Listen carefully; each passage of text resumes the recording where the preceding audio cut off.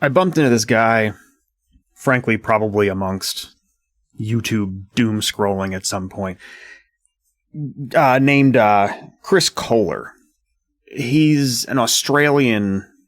Well, I didn't know this at the time, but turns out he's an Australian journalist who focuses on topics around finance and business and money and that sort of stuff. So, some of what I'll link to his YouTube. It's very entertaining. It's fun.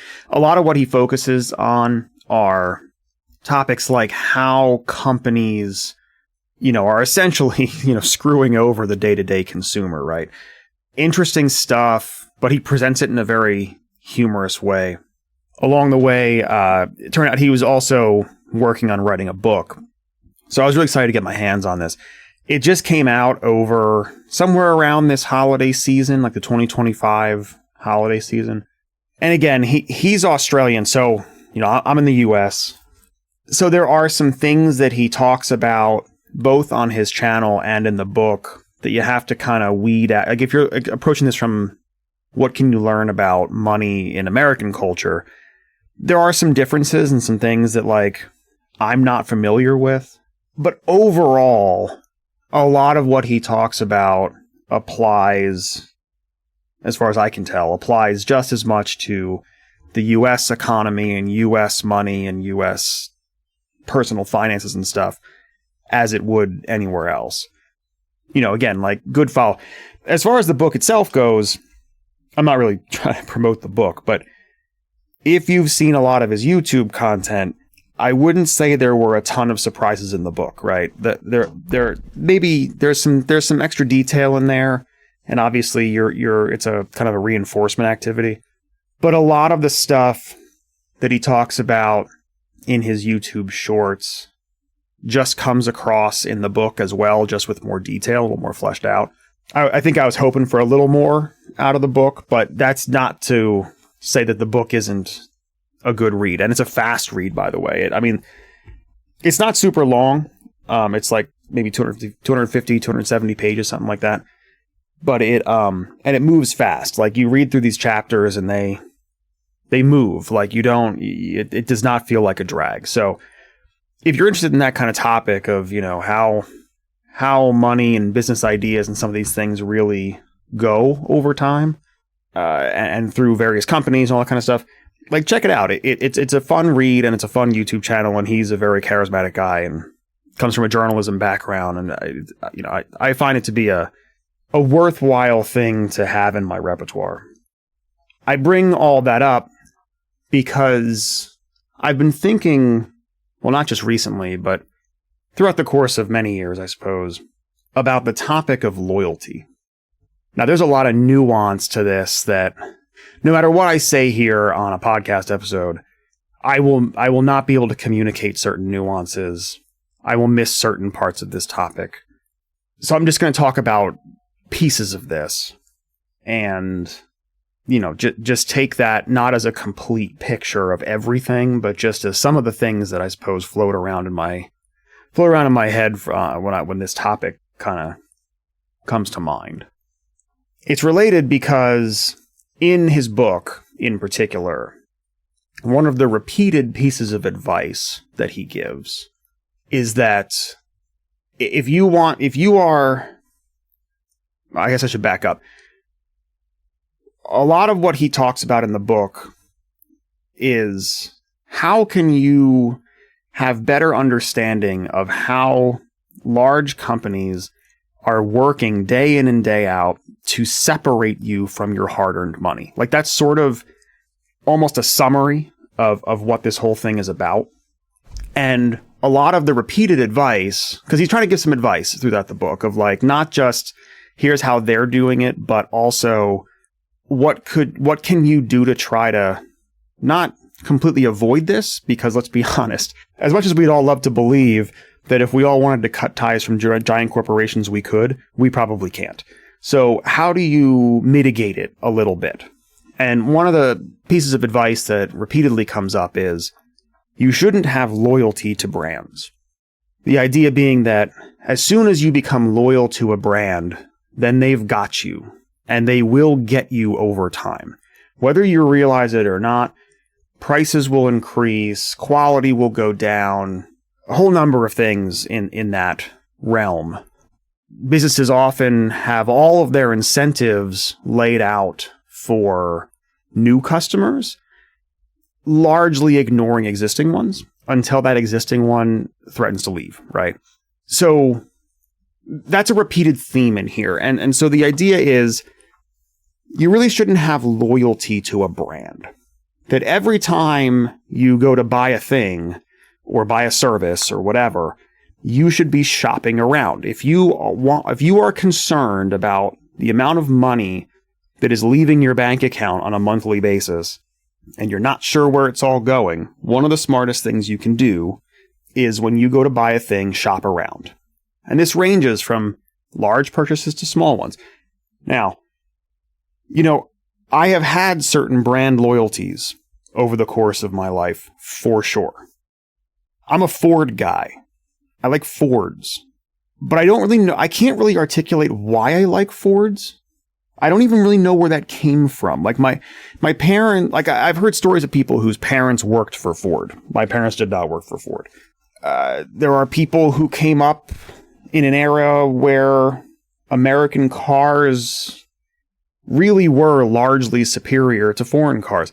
I did not come up in that era. In fact, all evidence points to the contrary.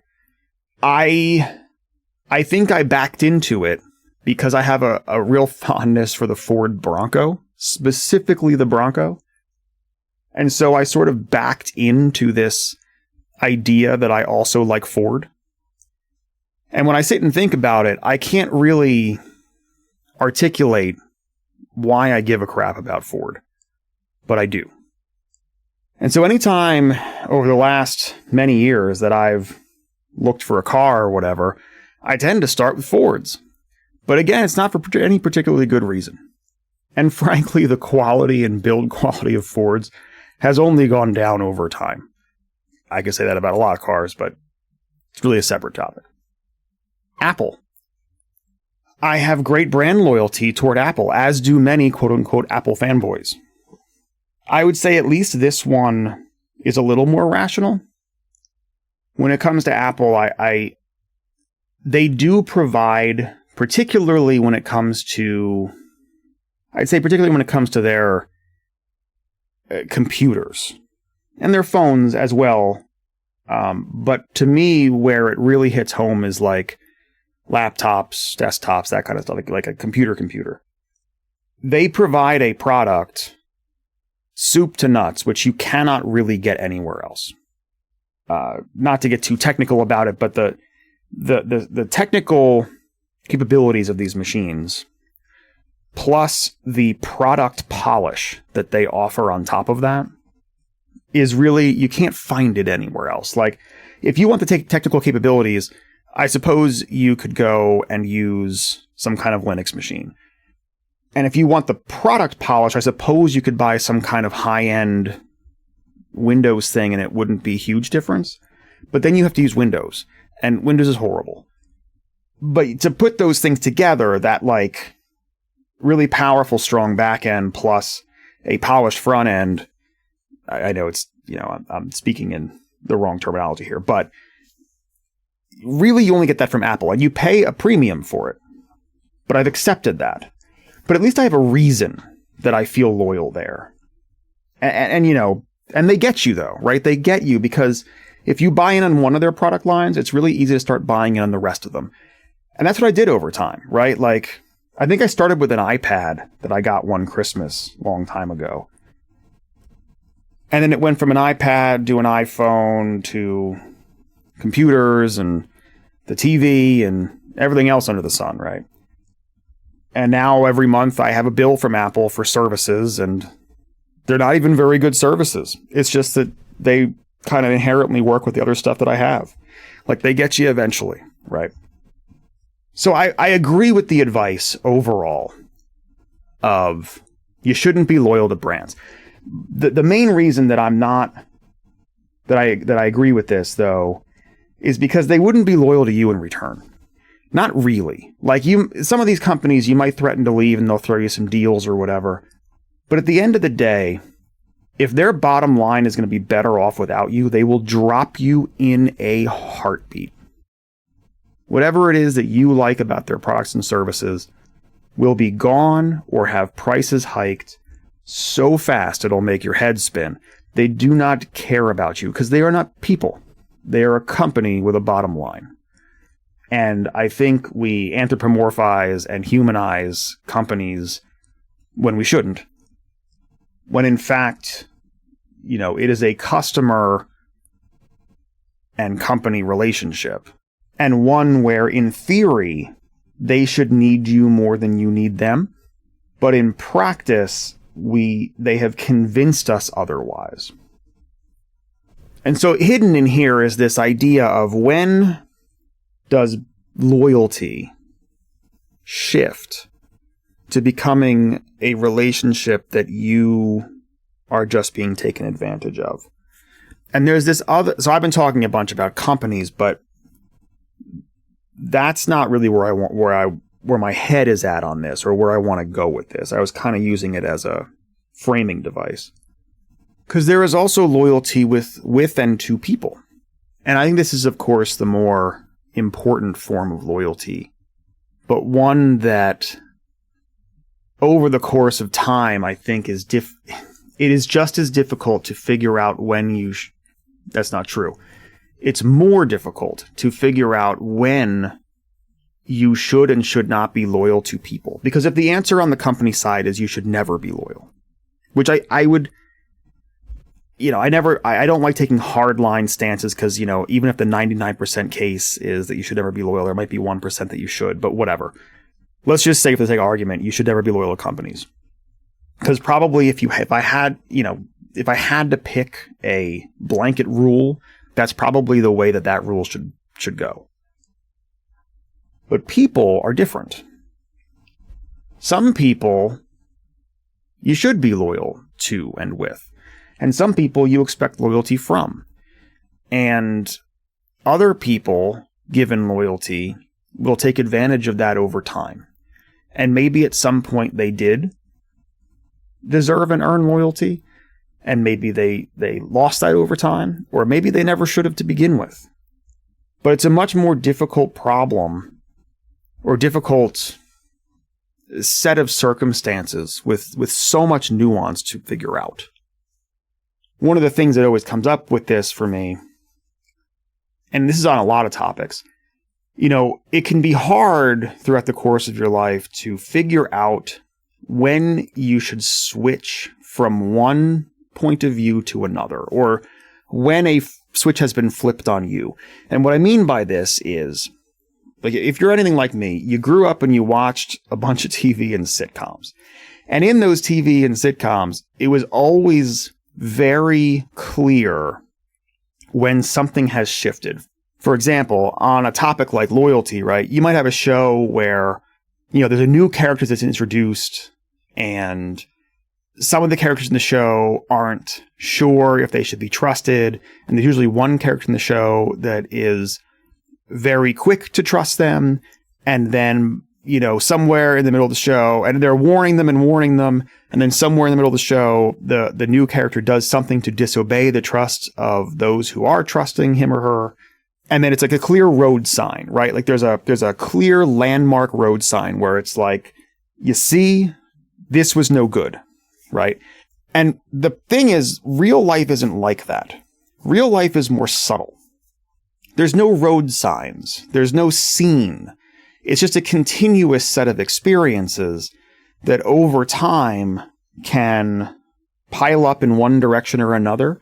And it's almost like boiling a frog in water, right? The sitcom version of that is throwing the frog in a giant pot of hot water, and it'll jump out and it's very clear what's going on. Whereas real life is much more of a slow burn, where it's the people who deserve your loyalty that builds over time. And the people who really don't, you might have given them some loyalty and then it almost becomes like a sunk cost fallacy thing, where it's like you think about all the experiences you've had with them and you don't want to lose those pieces, But in reality, you shouldn't be as trusting in this scenario as you are being. But you don't realize it right away. And I've just been thinking a lot about I've always kind of thought about this, but I don't know, for whatever reason, it's been present on my mind. But then the question, of course, is what do you do? What do you do, A, to evaluate whether or not your loyalty is deserved? Because loyalty can be a dangerous thing when abused. And B, let's say you make the determination of, I really have been kind of taken advantage of. What do you do from there, right? Do you just hard stop, ghost, back out? And then how many of those can you endure before you're just becoming an isolationist, right? I was curious about what the research said on this, which is something I never really looked into before. But I thought I'd share just what one thing that was sort of a trend or a kind of a commonality across the things that I saw. And in a lot of ways, it's not all that different from the advice on the corporate side or on the company side. At the end of the day, the question seems to be all about reciprocation. It's if you are loyal to someone or something, and not just are they saying that they are loyal in return, but are they doing things that would show that? Is there reciprocation? If you took the actions of a person in a vacuum, without knowledge of who they were, without your personal connection, would those actions be described as loyal actions or not?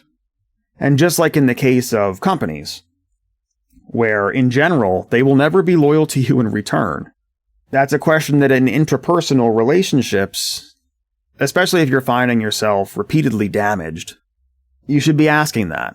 Is there reciprocation here? From a personal growth standpoint, I think it's also a really worthwhile thing to ask about yourself. Is that are your actions to the people that you are trying to be loyal with and to, do your actions, honestly, when you really sit down and think about it, can you honestly say that the actions that you are exhibiting are those of loyalty as well? So I think that's, if you have to boil all this down to one core concept, it's reciprocation.